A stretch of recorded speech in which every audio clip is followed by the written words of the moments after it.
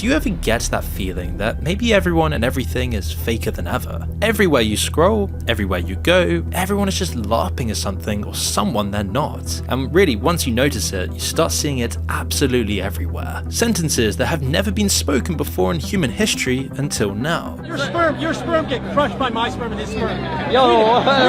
The course sellers, the rich pretending to be poor, the dropshippers, the fitness influencers, the crypto bros, the van lifers. Because nothing says I love nature like bulldozing through it with a repurposed tank. This barely scrapes the surface of a LARPing pyramid that extends right from the very bottom to the very top of modern society, where meritocracy is dead, inauthenticity is celebrated, and the idea society relentlessly promotes about being yourself is just a total joke. So we're going to go from the bottom of the pyramid right to the top, starting at level 1, with the workers, the parents struggling to make ends meet, the debt slaves, the consumers, the scrollers, the dreamers, all anguishing to keep up as inner conflict dominates.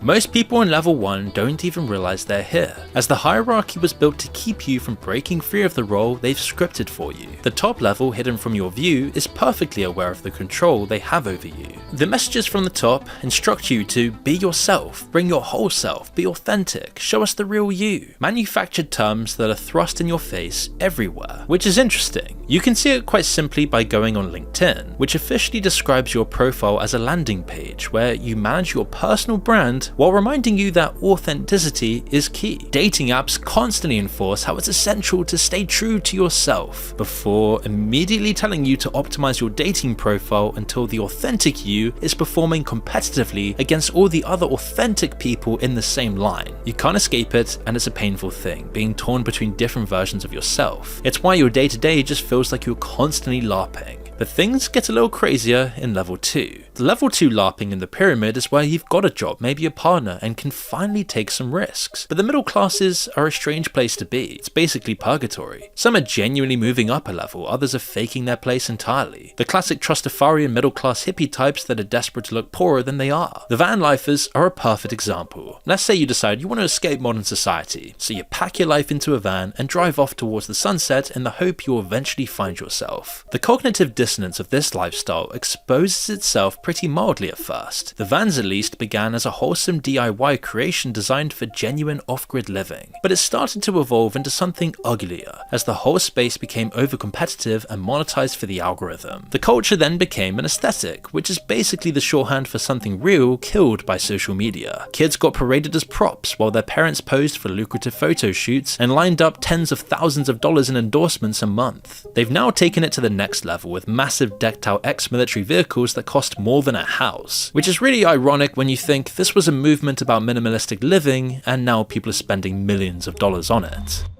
This video is sponsored by Merlin AI, an all-in-one AI tool. And before I show you what it does, they gave us a really substantial discount exclusively for you guys. So I'll show you how to claim this in a minute. But one thing I've noticed over the last year is that AI has become incredibly fragmented.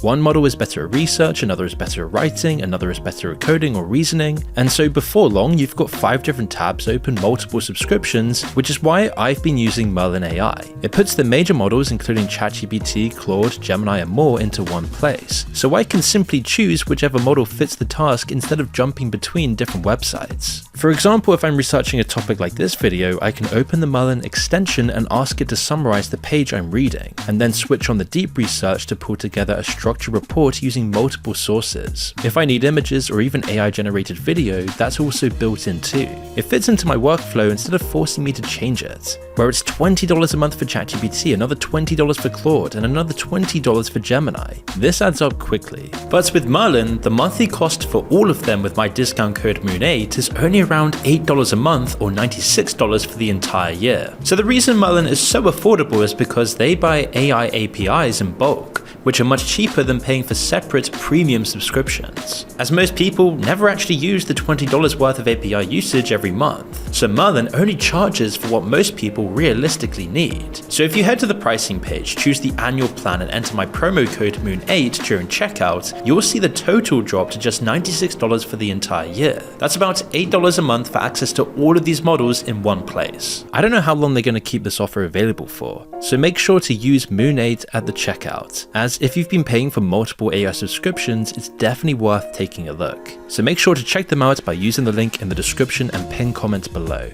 But once that gold mine ran dry, plenty of level 2 escapees chased the next LARP, like founding bougie meditation retreats or running clubs in Bali, men-only self-improvement clubs like the Bali Time Chamber. Others evolved into hippie Barbies covered in plastic, claiming they've escaped the Matrix by becoming OnlyFans models. And I was like, OnlyFans? What's that? I had to do the hard thing and break out of the Matrix. I never thought I would like be a stripper or anything, but I was like, you know, I want to make a lot of money. Or there's the other side of the spectrum, the trad wives and the ranch living people who all fell victim to the same scheme. You see it yourself when you click through a few bios, like this woman who offers an £85 a month Royal Academy of Biblical Wifery. And then there's always the ones who use the trend to promote their other businesses. There is a reason why escaping the Matrix has become a lucrative market in the first place, because the classic level 2 LARPing middle classes have become increasingly performative to the point where millions of people spend most of their waking lives pretending what they're doing is far more useful than it really is. David Graeber called most jobs bullshit jobs, meaning jobs that don't appear to make a contribution to society, and split them into these great categories. The middle managers are the worst. They're usually perfectly reasonable people, but the things they sometimes have to do are just incredibly evil. They're deciding whether to poison the lakes and rivers nearby to make these products that are filled with toxic chemicals that poison their customers, or introducing new predatory practices to milk their customers dry, because this is what performance asks of them. The old idea behind this was that you fake it until you make it, right? And it's all just a means to an end. But we now know that's completely false. You simply just creep further up the pyramid, where the performance gets grander, the stakes get higher, and pretending becomes even more ridiculous. Now we're gonna go up a level to level 3. The alpha males, the fake rich, the course sellers, the dropshippers, the Instagram models, the OnlyFans girls, and the lifestyle hustlers. If you've been online for the last few years, you probably can't avoid them. They plague the feed and soak up all the signal they can get. A few years back there was Luke Belmar, who used to run a paid community called Capital Club that taught young men how to find this level. In his mind, he's already there and everyone else is beneath him. If I go broke today, I can make $1 million next week. I have a 9-figure community, so I have a 200,000 person wait list to join Capital Club. He'll never disclose what he's worth or what he actually earns. He has an unfalsifiable fortune with a mysterious family backstory. He'll then tell you he's rich and explain that proving it would be spiritually irresponsible. I will never disclose how much I'm worth because I've learned a lot about how Asians move with regards to money. Money's energy. Yeah. And the moment you begin to expose that energy, right, people start to understand how powerful or how weak you truly are. But he will boast he can get anyone to simply lend him $1 million in liquid cash. How many people can you call up and be like, yo, can you wire me $1 million? I'll send you, I'm good for it. Oh, you don't have those friends? I do. So I can tell you it's real. Oh no, there's no way that's because you're a peasant. Ali Sob sells the same lifestyle without even bothering about the pretense of a business behind it. Nobody's ever said move like you're undeniable to another human being. It's really difficult to even find out who he is, apart from he owns a couple of restaurants in Michigan. His claim to realness is constantly pleading how he's not another fake influencer. Sorry, Mr. Soul. These influencers are trying to get a McLaren for 3 months. 3 of them to rent. Do you believe that? Then there's his rival, King Azuli, and the feud between them exists purely as content, when they're really just scratching each other's backs in their little alpha male LARP bubble. He talks about how you read someone by what they dress up as on Halloween. How do I read a woman's personality when I start dating her? That's very simple. All you have to do is ask her if she's ever been to a Halloween party. You see, in Halloween, people pretend to dress up, but they truly dress up as who they truly are. For example, me, every single Halloween party that I ever dressed up, I dressed up as a superhero. I was either Batman, Superman, Hercules. His backstory doesn't even survive 10 seconds of attention. He's fought off 40 people, spent over a decade in counter-terrorism, and he might also be the only guy on Earth who speaks a forbidden language, which doesn't sound very useful. For the unit that I worked in, it's called a clear unit. Clear means that there's no name, you don't know anything, you don't know anybody. This unit does not exist.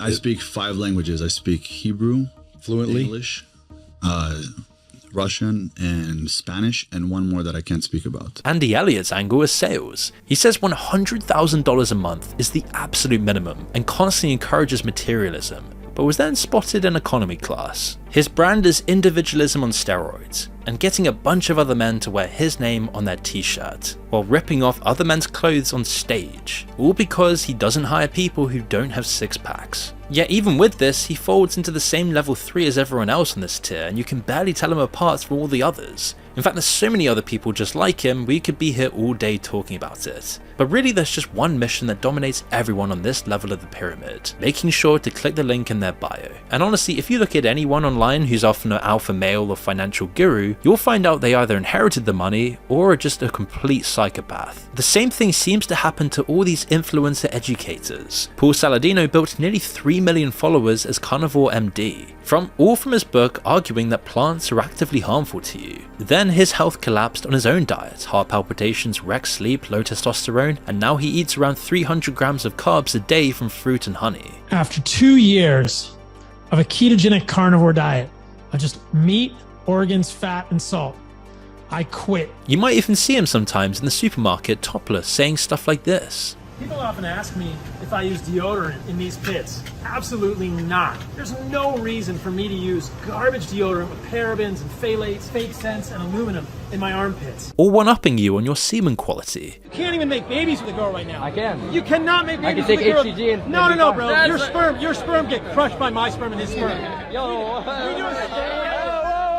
There's nothing wrong with changing your mind based on the evidence, but what happened to the value of uncertainty? Does everything you believe have to be packaged into a claim you thrust onto other people to sell and make money from? Level 3 is packed with these kinds of gurus you're probably very familiar with already. In fact, we did an entire video about fake gurus before, because it's really difficult to avoid them, and any engagement or mention of them just helps them further, as even negative interactions and criticism factor into the whole performative lie, which is actually something we're going to see a lot more of on the upper levels, like level 4, the political pundits, the culture warriors, the TV hosts, brand avatars, and celebrity CEOs, everyone with established public personas. Obtaining success is not necessarily the issue anymore, it's all about leverage and compounding what you have by expanding your platform and influencing others. Talking of which, I know it's ironic, but this channel is a small team of real writers, actual people doing actual research, spending weeks on scripts like this one, and we're really just saying, can you check if you're subscribed to the channel? Sometimes YouTube will just unsubscribe you super randomly and we don't even know why. If not, can you hit subscribe, as it just really helps us out. It just takes a second and it really does make a big difference, so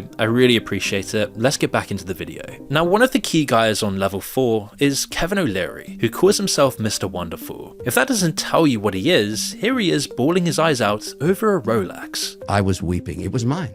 I own it. I have that piece. Bearing in mind he wears gold suits everywhere and already has 2 watches in each wrist, Tucker Carlson attracts his own fair share of criticism, having flip-flopped between pro and anti-establishment viewpoints, not to mention his weird connections to Peter Thiel. But he does ask Kevin O'Leary some great questions in this interview, like why taxpayers need to pick up the bill for the AI data centers destroying their backyards. But why, if it's such a good business, would you be asking taxpayers to help pay for it without giving them equity in the company? Are you giving taxpayers shares? No, the investors get the shares. By building a data center that trains AI, that provides productivity to the entire nation, we create millions of jobs, high-paying jobs. So AI is going to create jobs? Yes. I thought it was going to eliminate jobs, net. He can't get his story straight throughout this entire conversation. The AI situation is the peak example of how the LARP situation has penetrated the economy itself, because it's both an apocalypse in the making and the savior of humanity. It's creating jobs and money while simultaneously hoovering them all up. The CEOs concede it's a bubble, but they'll just keep shoveling money into it. Literally anything that keeps the money flowing into their companies. Kevin, like so many others in his position, was actually a terrible business person who sold his business at an inflated price back in the 90s, and then faced allegations around altering accounting records to make it look more valuable than it was. In fact, he was even exposed in 2011 by the Globe and Mail with the headline, "He's not a billionaire, he just plays one on TV." His net worth has obviously increased since then, but has his wisdom, or just his fame and platform? You notice how they're always role-playing the free market capitalist vibe until the very moment they need the government to give them massive tax breaks. You can see how level 4 is where business and influence begin to collide, and journalists with mega-sized platforms like Piers Morgan enter the arena, taking whichever side he believes will give him moral virtue and clicks, with no other belief system than to be pro-establishment, or as some people might call them, controlled opposition assets. You see, Piers rose to fame as a journalist, with an uncanny habit of getting extraordinarily lucky at the exact right moment. He won Celebrity Apprentice in 2008, admitting he behaved the way Trump wanted him to behave. He nurtured that friendship while it benefited him, but dumped it when that stopped. He mentored under Rupert Murdoch, doing whatever he said to get the clicks, and then stabbed him in the back by joining his competitor. He'll criticize any celebrities for clout that he once was very good friends with. He'll say things one day and then take it back the next. Like that time he spent days raging about vegan sausage rolls as another symptom of the PC ravaged world, even spitting one out on television. It's nicely flavoured. That's a good look, Piers. A year later, he admits he doesn't really care that much, he was just bored out of his brains and loved the controversy. Or he'll tell you that you deserve to die if you didn't get the COVID vaccine and then completely walk it back years later. He just did a complete U-turn on Fauci, once saying he was an impressive man, now saying he's a fame-hungry narcissist. Again, people should change their minds based on the evidence, but that is not what Piers does. Unlike the level 3s who change their mind based on what sells, he changes his mind based on ideology, or more specifically, the ideology that's going to win him more popularity in the short term. He makes the process painfully obvious, but he's hardly unique. Once somebody becomes famous enough, the public version of them starts taking a life of its own.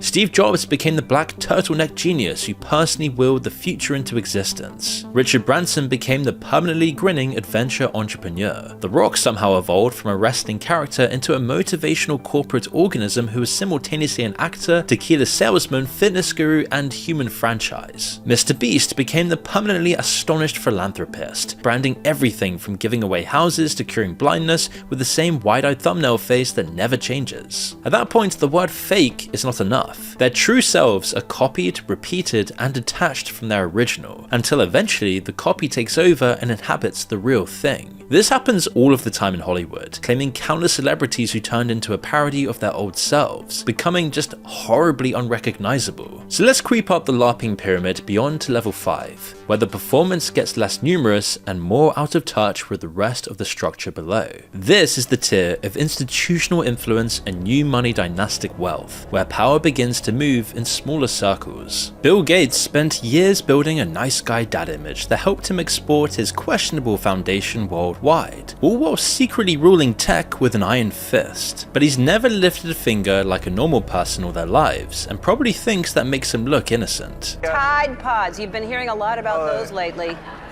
What do you think? $4. $19.97. I'll go with 22. No, 15. After the Epstein files, Gates then testified in front of the House Oversight Committee, admitting meeting Epstein was a grave error of judgment, and saying Epstein had tried to use his infidelities to pressure him back into contact, and even using his previous marriage as the perfect image of the sweet old Gates couple, all while Epstein was writing about some of Gates' alleged behavior. When you're at this level, the stakes flip. The aim now is just to look normal. You want to look more relatable, desperately pretending to be working class and just an average Joe. I never growing up had anything designer. You know, my mom wouldn't let me. I think I got my first pair of Louboutins when I graduated high school.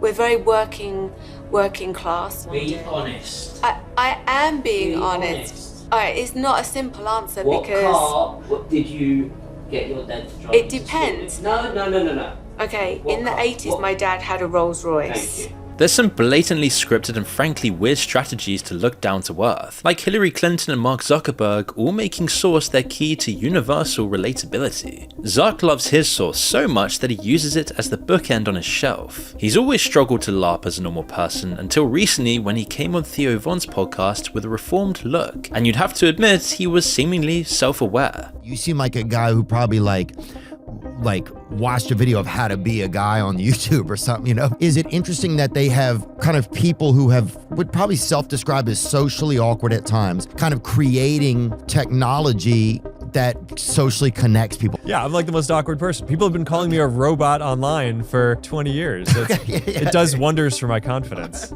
He built the platform that forces everybody else to perform and still can't fit into the society he helped create, which exposes the rift between the people who designed the pyramid and the level 1, 2s, and 3s forced to live inside of it. These are the people paying off the level 4s to perform to the lower levels, and yet they often don't live like any of us. In fact, these people don't even often use the internet. internet. They ban their kids using iPads. They cover up their webcams. They hide away in retreats and bunkers. They come off awkward because they don't know how to relate to a regular person. They're the ones designing the entire ecosystem below them, the ones who profit from a LARPing society. Everyone below is performing full-time in a system those same people designed, tested, and then declined to use. At level 5, the other curiosity is that despite massive influence, the LARP hides someone's true background. Now, we could be here all day talking about billionaires hiding their background, but one of the most obvious LARPers has to be Sam Altman, who has no computer science degree, dropped out of Stanford, and whose only company before OpenAI was a location-sharing app called Looped, whose own board tried to remove him as CEO twice before selling. He was then also fired from OpenAI's board, and investigations consistently name how he built a career on the habit of lying and manipulating. The smoking gun claim when a former board member said, Altman believes the shifting realities of his sales pitches as he's saying them. He told Congress under oath in 2023 that he had no equity in OpenAI and earned a modest salary. Make a lot of money, do you? I paid enough for health insurance. I have no equity in OpenAI. Really? Yeah. That's interesting. You need a lawyer. I need a what? You need a lawyer or an agent. I'm doing this because I love it. Thank you, Mr. Chairman. But was soon photographed with a $500,000 watch riding around in supercars worth millions of dollars. Do you know Sam Altman? He's always the head of OpenAI. Yeah. He's always kind of said, I'm not doing this for money. I don't make any money. And they just busted him in a $4 million Koenigsegg. They did? Yes. Oh, that's awesome. Then again, the very concept of the CEO is enough to leave you doubtful, as this is basically a PR role with added status and wealth. A CEO's charisma has been shown to have no relationship to company performance, but it does have a very strong relationship to how much the CEO was paid. So the CEO's performance naturally benefits the CEO and no one else. But there are levels of power above level 5. So it's time we look at the ultimate LARPers in our society, the people hiding away at the top that are secretly pulling the strings for all of us, which is a difficult thing to uncover because real power is hidden by the LARPing. It becomes harder and harder to tell where one institution ends and the next one starts, with the heavyweights veering between governments, the UN, the World Economic Forum, suspicious NGOs, and every other supranational group you can imagine. Although the British royal family is a really great place to start because even the name is a roleplay. They were the House of Saxe-Coburg and Gotha until George V rebranded the family with the exceedingly British surname of Windsor, because being visibly German and supportive of the Nazis became rather inconvenient during a war with Germany. In 2005, the future King Charles was caught saying this in a photo op. I can't bear that. Whilst also pretending to be a man of the common people, just happily walking around with no security. You're being left to walk and everyone else is... Oh yeah, but I like my walking. And you kinda gotta say fair play to him. Enforcing aristocratic superiority with a straight face in the 21st century takes a hardcore level of commitment. At level 6, you already have the money and the power. Now you have to perform this idea that you've earned it, and that the arrangement granted to you is in everyone else's interest. Take the World Economic Forum. Klaus Schwab ran it for over 50 years. His wife became deeply involved in the organization, his son ran its Beijing operation, and his daughter ended up on the executive committee running its Young Global Leaders program, which they claim is where the next generation of world leaders are selected on merit. Though Schwab himself let slip a slightly different description. When I mention now names like Mrs. Merkel, even Vladimir Putin and so on, they all have been young global leaders of the World Economic Forum. Mm-hmm. But what we are very proud of now is the young generation, like Prime Minister Trudeau, President of Argentina and so on, that we penetrate the cabinets.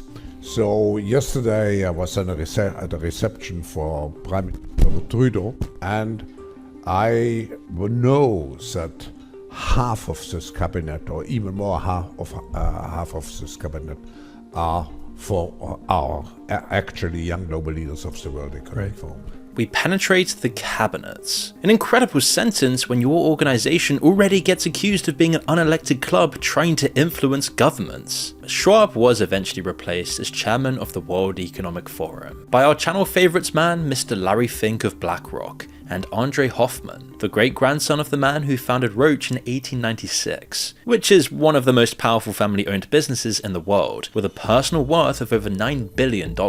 So if you want to know how concentrated money and power are at the top, consider how the 500 largest family-controlled businesses on Earth turn over $8.58 trillion a year. If you line them up as a country, they'd be the third largest economy in the world, behind the US and China. Powerful families then meet in powerful clubs hidden away from the disgusting public, where the dynasties within your country are controlled without any vote, or without any transparency or even any recording of what actually happens there. They then decide what the LARPers will be saying to the masses, trying to see how they can craft new narratives for more control. We've had a very small glimpse of networks that lie behind the curtain with the Epstein situation, but just consider how that is the tip of an iceberg within an iceberg that extends to depths barely a soul on the planet registers. That reality then destroys this whole meritocracy LARP modern nations love to brag about today. The idea that everyone gets a fair shot, talent rises, and if you just believe in yourself enough, you'll get to the top. You'll rise up the pyramid with all the other LARPers. That is the final level of this pyramid, where the people at the top are constructing the LARP for all of us, where everyone clawing up from level 1 is forced to play the role of one individual while hiding another. Everyone is constantly auditioning for their role in this pyramid. Go to school and higher education to get the qualification, painstakingly build the CV, network properly, say the right thing, become the right person, say the right things online to LARP and get clicks, say whatever your boss wants to say so that you can get on the TV and LARP to the other LARPers. While at the very top, an insane amount of power moves through inheritance, private introductions, and closed conferences, which then makes the entire foundation underneath it an absurdity of modern life. And there's one genuinely terrifying inversion at the very top of this pyramid. The billionaires, the politicians, the celebrity CEOs we obsess over may not even be the deepest layer of this. Lots of these people are still public figures, giving their interviews, cultivating an image, defending themselves, winning attention and trying to put themselves in front of your screen. But the highest levels of power above level 6 don't need any of that. It's embedded in trusts, private shell companies, boardrooms, foundations and networks most people will never spend a second thinking about. They don't need to LARP. They're not playing the same game. They made it so that you would notice Altman or Zuckerberg on the street in an instant, but you would never recognize the faces at the very top of this pyramid that dwarf them.